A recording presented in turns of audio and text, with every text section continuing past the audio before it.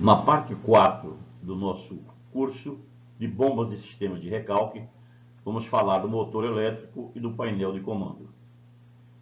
Pois quando da seleção da bomba, o fabricante já fornece a curva característica do acionador, em função da vazão, da altura e rendimento da bomba. A potência consumida ou requerida pela bomba. Nós chamamos de BHP, é a potência cedida ao eixo da bomba pelo motor elétrico, que obviamente corresponde à potência absorvida pela bomba. BHP é a tradução literal de Briggs-Horsepower, da fórmula que nos dá a relação de potência. Então, a potência é igual à vazão, que multiplica a altura manométrica, que multiplica o peso específico, dividido por uma constante de uniformização de unidade para dar o resultado de HP, e o rendimento. Então, nós temos a vazão em litros por segundo, a altura manométrica total em metros, o rendimento total da bomba é dimensional, o resultado Briggs-Horsepower em HP e gama o peso específico. Então, quando nós fazemos essa operação, o resultado é a potência que vai ser colocado disponível no eixo daqui da bomba. Então, é a potência fornecida pelo motor elétrico. Essa potência fornecida pelo motor elétrico, ela é diferente da potência hidráulica. A potência hidráulica nós chamamos de WHP, Water Horsepower. É a potência cedida pela bomba, que obviamente é a potência absorvida pelo líquido. Então, essa fórmula é dada igualzinho do BHP, com exceção do rendimento. Então aqui o Water Horsepower, que é a potência cedida pela bomba ao líquido, é igual a vazão vezes a altura manométrica total, vezes o peso específico, dividido por 75. Obviamente que essa potência, que é a potência cedida pelo líquido pelo rotor, é bem menor do que a potência aplicada no eixo da bomba, tendo em vista as perdas internas de potência, e essa redução ocorre principalmente devido ao rendimento. A escolha de potência do motor deve ser feito sempre em função do andamento da curva da bomba, podendo ser sistema com um único ponto de operação, como recalque para reservatórios, ou operação em vários pontos da curva, como booster. Então, eu tenho situação onde eu faço o meu bombeamento direto para um ponto fixo, como nós já falamos anteriormente, e aí não há variação da potência. E quando eu trabalho com operação de boosters, esse varia a potência porque ele movimenta dentro da curva característica. Para motores abaixo de 25 HP, deve-se prever uma reserva de 15%. E para os superiores a 25 HP, esta reserva deve ser de 10%, em função da vida útil do sistema, ter mudança na curva característica, tanto da bomba como do sistema. Tensão versus potência de motores. Então, aquela potência que nós encontramos no nosso cálculo, ela não é uma potência comercial, é uma potência que a bomba exige no seu eixo para fazer a elevação daquela vazão e daquela altura manométrica dentro daquele rendimento. Então, os motores comerciais nós apresentamos aqui, considerando a tensão da rede elétrica de 220 volts, que é recomendada para motores de até 200 cavalos. Então, motores em cavalo varia de meio, 3/4, 1, 1,5, nessa escala, 20, 25, 30, e começam o espaço maior, 40, 50, 75, 100, 125, 150 e 200 HP. É recomendável operar em 380 para potências de motores até 1000 cavalos. Não significa que não tenhamos motores aqui nessa faixa com potência de 380. Então, 200 HP, 350, 600, 1000 HP, nós vamos operar numa potência maior, numa tensão maior, que é uma tensão de 380 volts. Vamos na sequência, como é a curva característica fornecida pelo fabricante. Então, o fabricante, nós já trabalhamos aqui na curva da bomba, e agora vamos trabalhar aqui na curva de potência. A curva de potência, apresentada pelo fabricante, nós descemos aqui o eixo da vazão que nós estamos operando, chegamos na curva que nós selecionamos, e aqui nos é dado a potência em cavalo e a potência em quilowatts. Então, neste ponto fixo aqui, nós teríamos uma potência aí de 25 cavalos, que corresponde a 18,4 quilowatts, sendo que um cavalo é igual a 0,735 quilowatts. Então, eu vou trabalhar num ponto fixo da minha curva. Potência do motor de cobertura da curva da bomba. Então, eu tenho a mesma situação aqui na minha curva do motor. Então, eu vou descer aqui na minha vazão, por exemplo, a vazão de 100 metros cúbicos por hora, nós vamos ter aqui um ponto de operação. Então, eu venho para cá, encontro uma potência de 30 cavalos. Essa potência de 30 cavalos, ela cobre a bomba na sua vazão até esse ponto. Então, para cobrir toda a curva da bomba, eu teria que ter uma seleção de um motor um pouquinho maior. Como não tem 35, seria 40 HP. Para cobrir a curva, ou seja, se a minha vazão operar em toda a extensão da curva, uma vazão máxima e na vazão mínima, o motor tem que estar operando acima da curva da bomba. Aqui seria o Q máximo. Nós temos duas situações aqui, onde nós apresentamos essa situação de variação de vazão. Na primeira instalação eu tenho uma bomba, aqui é a minha instalação de recalque, e eu tenho um reservatório. Como nós já verificamos, numa situação desta aqui, nós temos uma vazão constante e uma altura manométrica total constante. Se a vazão é constante, a altura manométrica total é constante, o nosso brake horsepower, ou a potência fornecida no eixo da bomba, ela é também uma potência constante.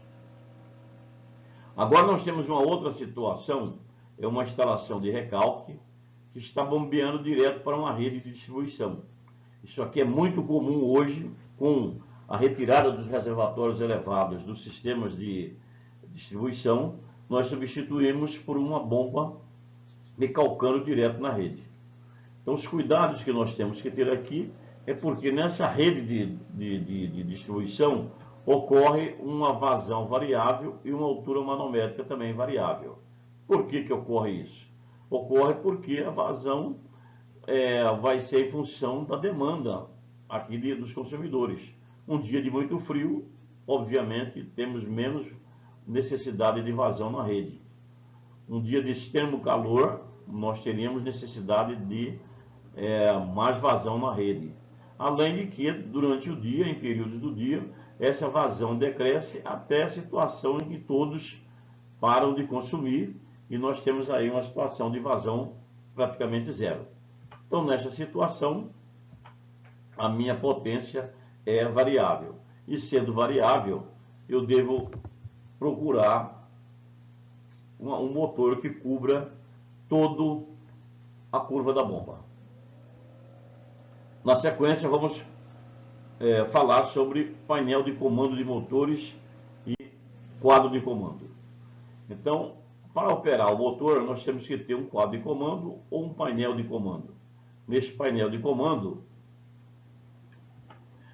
é destinado a garantir a máxima proteção e melhor rendimento do conjunto motobomba. O quadro de comando assume o controle da instalação de recalque, atuando na falta de fase, na subtensão, na sobretensão, no nível do poço de sucção e do reservatório, e da pressão nas redes de distribuição. Dentro da instrumentação de controle, destacamos o amperímetro, o voltímetro e o urímetro. Esses instrumentos são visuais. O demais controle, falta de fase, subtensão, nível do poço de sucção, através do relé de nível, e do reservatório, através de telemetria, são instrumentos que estão instalados dentro do painel de comando. O funcionamento deve ser automático, com o gerenciamento dos eletrodos de nível do poço de sucção e do reservatório, ou o gerenciamento das pressões na rede na hipótese de boosters. Esses painéis de comando, a partida das bombas, é um assunto que é de extremo interesse, pode ser partida direta, pode ser partida estrela-triângulo, pode ser chave compensadora e pode ser uma partida tipo soft start. Vamos detalhar esses tipos de partida. A partida direta é a partida quando o motor é conectado diretamente à rede de disjuntores que vem da rede elétrica, porém está limitado à potência de até 10 HP. Então, em motor até 10 HP, eu posso simplesmente colocar um disjuntor, ligar na bomba e ligar na rede elétrica. A concessionária permite esse tipo de partida. É chamado de partida direta de motores, mas está limitado à potência até 10 HP. Nós temos outra partida chamada partida estrela-triângulo, que consiste na alimentação do motor com uma redução de tensão nas bobinas durante sua partida. O motor parte a ligação estrela, ou seja, com uma tensão equivalente a 58% da tensão nominal, e após vencer a inércia, porque a bomba está parada, o motor é alimentado na ligação triângulo, assumindo a tensão normal. A corrente de partida de qualquer motor elétrico pesado pode ser mais de 4 vezes a corrente de carga normal, que ele consome quando ganha velocidade, e atingir sua condição normal de operação. Então, quando nós partimos um motor acima de 10 HP, a sua corrente para vencer a inércia, para sair do estado de parado, ele é muito grande. E essa corrente elétrica é que nós pagamos por ela, convertido aí na nossa conta de energia em função da potência que consumimos. Então, partimos em estrela e depois a operação em triângulo. Essa operação para transformar a estrela em triângulo, reduzir a tensão, depois manter a tensão nominal, é conseguida por meio de contatores. Então, são os contatores que abrem e fecham para que seja possível fazer essa comutação de partida estrela-triângulo. A partida com chave compensadora. A partida com chave compensadora é utilizado um autotransformador para fornecer uma tensão reduzida na bobina do motor. O autotransformador é um tipo diferenciado de transformador, pois ele possui somente uma bobina. Os autotransformadores utilizados na chave compensadora possuem tapes de 65%, 80% e 90%. Então, os autotransformadores, eles fazem o papel também de reduzir a tensão de partida para sair da inércia da operação com uma corrente bem menor. Na partida com chave compensadora, são utilizados 2 contatores a mais que seria utilizado em uma partida direta. O segundo contator liga as fases na rede dos terminais do autotransformador. Os terminais do autotransformador são chamados de TAPs, e cada conjunto de 3 TAPs indica uma porcentagem de tensão que será entregue ao motor. Então, aqui nós temos os TAPs. O mais comum seria de 65%, com redução para 42% do seu valor da partida direta, e o TAP de 80%, com redução para 64% do valor da partida direta. E por último, nós temos aí a partida com soft starter, ou chamado arranque suave, partida suave. Então, o soft starter é um instrumento que é colocado no painel de comando, sendo que com a utilização dele a partida do motor é diferente da partida realizada em sistemas comuns, como a partida com autotransformador ou com a partida estrela-triângulo. A partida do motor com soft starter é acionado por uma placa eletrônica que controla a tensão de partida do motor. Essa partida com soft starter é uma partida já inteligente, diferente das partidas anteriores que nos referimos. A partida do motor com soft start, quando é com placa eletrônica, como que é feito o controle de velocidade dos motores em instalação tipo booster. Então, como nós já referenciamos, a evolução dos projetos conduziu à eliminação dos reservatórios elevados. Hoje são pouco utilizados os reservatórios elevados na setorização do abastecimento de água. E neste contexto, são introduzido motobomba como incrementadora de pressão no abastecimento das zonas altas. Essa incrementadora de pressão que nós denominamos de booster. Então aqui nós temos uma instalação de recalque, a rede de distribuição. Então nós temos já a vazão variável, a altura manométrica total variável e a potência também variável. Consequência disso é que uma operação prolongada em regime de shutoff, provocando rompimento de redes, aquecimento interno, queima de gacheta e redução da vida útil do motor e da bomba, além de acréscimo de energia elétrica. Isso aqui acontece quando na minha instalação de recalque há uma parada total de consumo na rede de distribuição. Quando para o consumo, a instalação de recalque continua funcionando. Essa operação com vazão zero é o que nós chamamos de shutoff. Então, operar em shutoff provoca rompimento de rede, porque a pressão é muito elevada, aquece internamente a água que está no interior da bomba, queima as gachetas e reduz a vida útil dos motores. Então, para resolver esse problema, nós partimos com um soft starter, partimos a partida suave, está funcionando, mas eu tenho um problema de operacional aqui, que é esta rotação, a potência variável, mas a velocidade é constante. Eu tenho uma potência que consome em função da altura e da vazão, mas a rotação que eu estou imprimindo no motor é 3.500 ou 1.750 RPMs, ou uma rotação menor. Então, como que resolver isso? Então, para resolver a questão de rotação do motor, é introduzido no sistema o inversor de frequência. O inversor de frequência possui tecnologias avançadas e modernas para controlar a velocidade de motores elétricos, através de mudança da frequência que o mesmo proporciona em seus contatos de saída. A velocidade do motor elétrico trifásico é diretamente proporcional à frequência da rede. Velocidade síncrona em RPM é o produto de 120 vezes a frequência em Hz, dividido pelo número de polos do motor, é dado por essa expressão, onde ns é velocidade síncrona em RPM, frequência F, número de polos do motor, sendo os mais usuais são os de 2, 4, 6 e 8 polos. Então, o inversor de frequência, ele trabalha reduzindo a rotação do motor elétrico. Quando ele trabalha reduzindo a pressão do motor elétrico, ele proporciona uma redução também da sua potência, redução da sua vazão e permite trabalhar com valores variáveis de vazão durante o dia em função da demanda de consumo. Para isso, nós já mostramos aqui na rede de distribuição é colocado um sensor de pressão.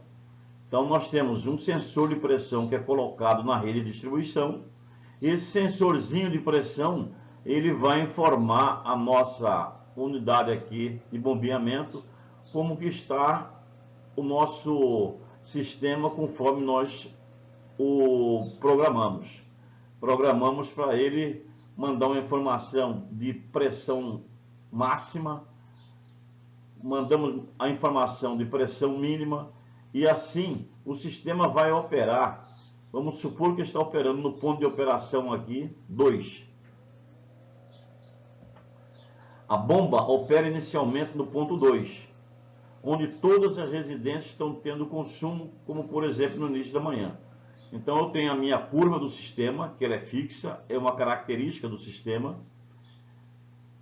Estou operando com a bomba aqui no ponto 2. Está me dando esta vazão, está me dando esta potência, está me dando este rendimento.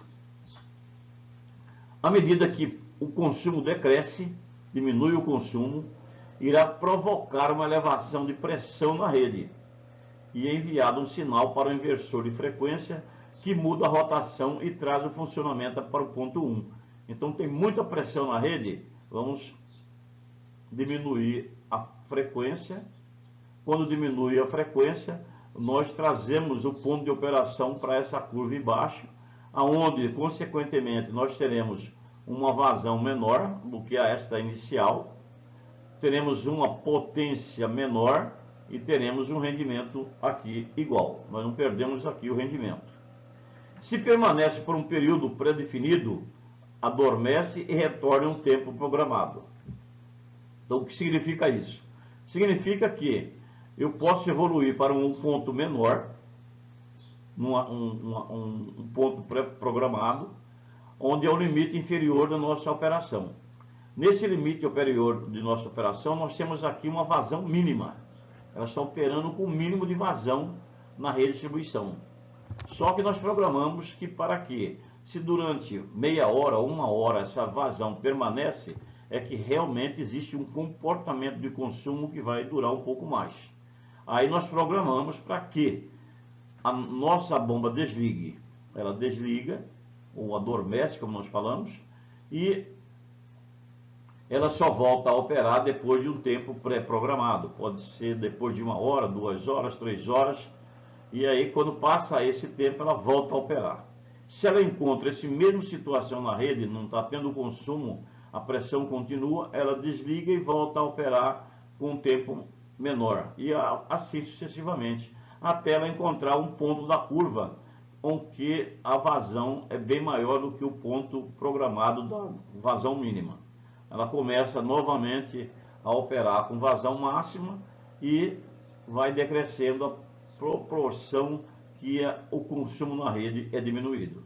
Então assim, nós temos aí uma instalação bem dimensionada, uma instalação econômica, uma instalação que permite uma satisfação dos usuários. Vão ter água praticamente 24 horas por dia, porque bombeia para a caixa d'água, e nós temos aí o nosso sistema com economia de energia.